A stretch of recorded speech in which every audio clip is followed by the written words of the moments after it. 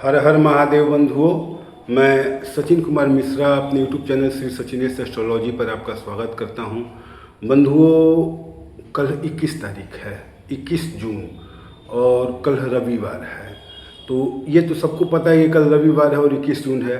एक चीज़ सबको पता नहीं होगा, कल कल जो है तिथि सप्तमी है। कल तिथि सप्तमी है और दो बहुत अच्छे योग बन रहे हैं। ज्योतिषीय योग मतलब मुहूर्त जो होता है वो बन रहे हैं।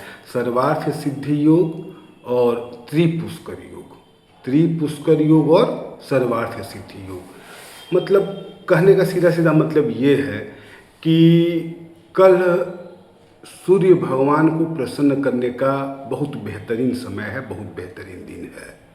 इस दिन अगर आप चाहें तो मतलब सूर्य को अपने अनुकूल कर सकते हैं। अच्छा, एक चीज़ और है कि एक बार कोई उपाय करने से मतलब ऐसा नहीं है कि आपने कल कर लिया तो पूरा जीवन भर के लिए उपाय हो गया, आप राजा हो गए, अरबपति हो गए, प्रधानमंत्री हो गए। जिसका ऐसा कुछ नहीं है। बस ये है कि कल से आप शुरू करके अगर उपाय कर रहे हैं, प्रतिदिन कर रहे हैं, तो आपको बहुत ज़्यादा लाभ मिलेगा, बहुत ज़्यादा लाभ मिलेगा।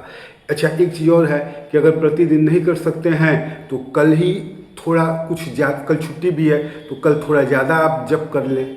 अगर आप जप कर सकते हैं तो कल थोड़ा ज़्यादा जप कर लें। सूर्य आपका कुंडली में मजबूत होगा और सूर्य चूँकि ग्रहों का राजा है तो राजा टाइप का लाइफ आपको देगा। समझ रहे बात को?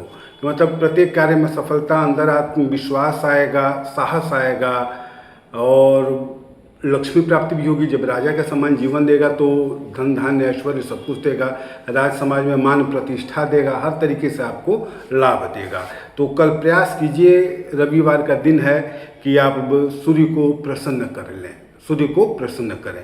अच्छा, कल से आप चाहें तो प्रतिदिन इस उपाय को, मतलब जैसे कल अधिक से अधिक मैक्सिमम जितना जप हवन हो सकता है उतना कर लें। इसके बाद प्रतिदिन आप एक माला या एक पाठ अपना जो सूर्य भगवान की स्तुति है उसको कर सकते हैं।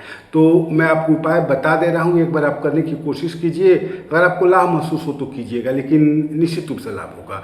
ग्रहों का उपाय बड़ा जल्दी लाभ करता है, बहुत जल्दी, बहुत तेज़ी से लाभ करता है। इसलिए आप निश्चिंत हो करके ग्रहों का उपाय कीजिए, आपको तुरंत लाभ मिलेगा, तुरंत लाभ मिलेगा। तो आदित्य हृदय स्त्रोत आता है, आदित्य हृदय स्त्रोत आता है, जो अगस्त्य मुनि के द्वारा भगवान राम को बताया गया था रावण वध के पहले। जब भगवान राम प्रत्येक प्रकार के अस्त्र शस्त्र का प्रयोग कर चुके थे, रावण हार नहीं मान रहा था, वो उसका रावण का सर काट रहे थे राम, फिर भी उसका सर आके जुड़ जा रहा था। मतलब कि अब भगवान राम परेशान हो गए थे कि क्या करें, किसको मारा जाए। तब महामुनि जो अगस्त्य थे उन्होंने आकर के आदित्य हृदय स्त्रोत का पाठ करने का सलाह दिया था। इसको पाठ करने के बाद भगवान राम रावण को मारने में सक्षम हो सके।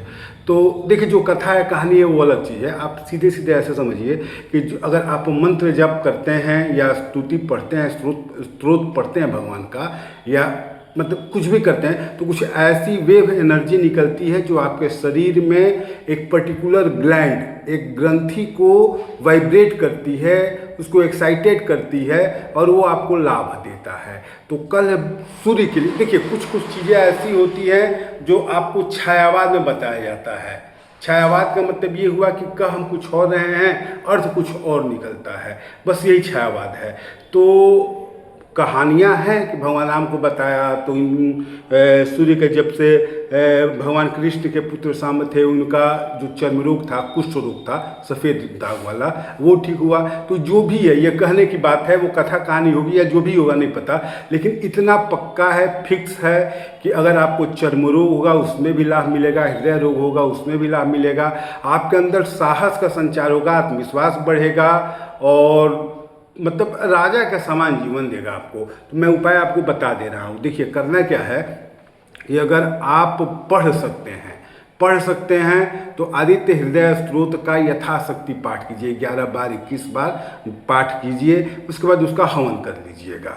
हवन करने के लिए क्या करना होगा, ओम घृणी सूर्याय नमः मंत्र से 108 बार हवन कर लीजिएगा। अगर आप पढ़ने में सक्षम हैं तो, क्योंकि आदित्य हृदय स्तोत्र पूरी तरीके से संस्कृत में आती है। अब उसका हिंदी वर्जन भी आ रहा है, लेकिन हिंदी पढ़ने से लाभ नहीं होगा। अगर आप संस्कृत में पढ़ सकते हैं तो आदित्य हृदय स्तोत्र का पाठ करें। मैक्सिमम 11 से 21 108 जितना हो सके आप कीजिए, उसके बाद उसका हवन कर लीजिएगा, पहली चीज़। दूसरी चीज़, अगर आप पढ़ने में सक्षम नहीं हैं तो आप एक मंत्र है ओम घृणी सूर्याय नमः। ओम घृणी सूर्याय नमः, मैंने राशिफल बताया है, उसमें भी इस मंत्र को लिख करके बताया है, तो आप देख लीजिएगा। ना हो तो इसका मैं एक शॉर्ट्स बना दूंगा, इसमें इस मंत्र को लिख दूंगा। तो कल के लिए बड़ा अच्छा है कि 108 बार का एक माला होता है, तो आप जितनी माला पढ़ना चाहें कल पढ़ लें। कल पूरा दिन आपके लिए सूर्य आराधना का दिन है। तो ओम घृणी सूर्याय नमः जितना आप जप कर सकते हैं, जितना पाठ कर सकते हैं, जब जितना हो सके मैक्सिमम उतना करने की कोशिश कीजिए।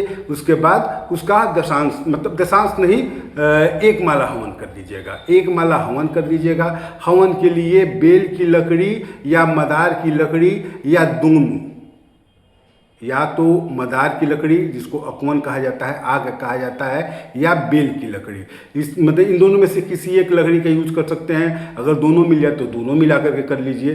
तो ओम घृणी सूर्याय नमः मंत्र का मैक्सिमम जाप करके एक माला 108 बार हवन कर लीजिए। ये भी आपके सूर्य को बहुत तेजी से तत्काल तुरंत असर दिखाएगा और सूर्य को आपके मजबूत करेगा। और सूर्य मजबूत होगा तो प्रत्येक कार्य में सफलता, धन धान्य में सफलता। बस ये समझिए कि सूर्य ग्रहों का राजा है। अगर सूर्य मजबूत होता है तो आपको राजा का समान बना कर रखेगा। राजा के पास क्या क्या होता है ये आपको पता है, इसलिए उस तरीके की सारी भौतिक सुख सुविधाएँ आपको प्राप्त होंगी। पहली चीज़ तो 2 उपाय तो मैंने बता दिया। अगर आप पढ़ने में सक्षम हैं तो आदित्य हृदय स्तोत्र का पाठ कीजिए। अगर आदित्य हृदय स्तोत्र का पाठ नहीं कर पा रहे हैं, संस्कृत नहीं आती आपको, तो आप एक ही मंत्र ओम घृणी सूर्याय नमः इस मंत्र का मैक्सिमम जप करके उसका एक माला हवन कर दीजिए। अगर इन दोनों में से कोई उपाय नहीं हो पा रहा है तो आप कल रविवार को सुबह में जा करके मदार को अकवन या आग भी कहा जाता है, उसको तोड़ने पर उसमें से दूध निकलता है, सड़क के किनारे उगा होता है और भगवान शिव पे उसका फूल चढ़ता है। तो ये आपको पता चल गया होगा अकवन किसे कहा जाता है। तो उस अकवन के जड़ को या उसके लकड़ी को, जो भी हो, पेड़ सूखे नहीं, इसका ख्याल रखिएगा। इतना बड़ा, अपने उंगली से इतना बड़ा, इस जो लाइन है ये, इससे थोड़ा बड़ा आप जड़ या लकड़ी काट लीजिएगा। जो भी काटिएगा देखिएगा पेड़ सूखे ना, इसका ख्याल रखिएगा।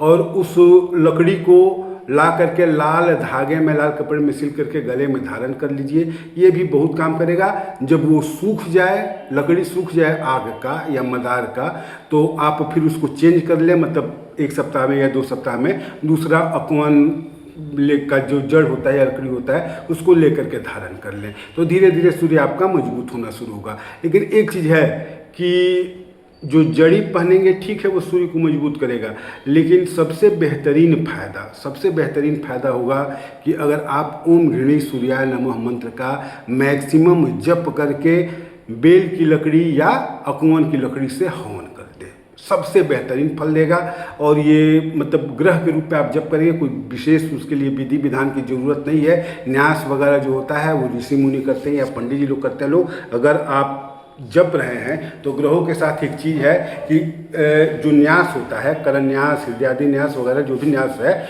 तो उसके लिए आपको बस 5 बार, सिर्फ 5 बार जिस ग्रह का मंत्र जप रहे हैं उस ग्रह के मंत्र को 5 बार पढ़िए और 5 बार ऐसे सर से लेकर के हाथ पांव तक अपना छू लीजिए, ऐसे ऐसा करते हुए 5 बार कर लीजिए तो आपका न्यास के बराबर माना जाता है ग्रहों के जप में, सिर्फ और सिर्फ ग्रहों के जप में। तो आप इसको एक बार करके देखिए और लाभ आपको होगा, 100% गारंटी है कि लाभ होगा। जिस व्यक्ति का सूर्य और चंद्रमा मजबूत होता है उस पर नकारात्मक शक्तियाँ भी काम नहीं करती हैं, बस यही समझ लीजिए कि उस पर नकारात्मक शक्तियाँ भी काम नहीं करती हैं। तो एक बार करके देखिए, निश्चित रूप से 100% लाभ होगा।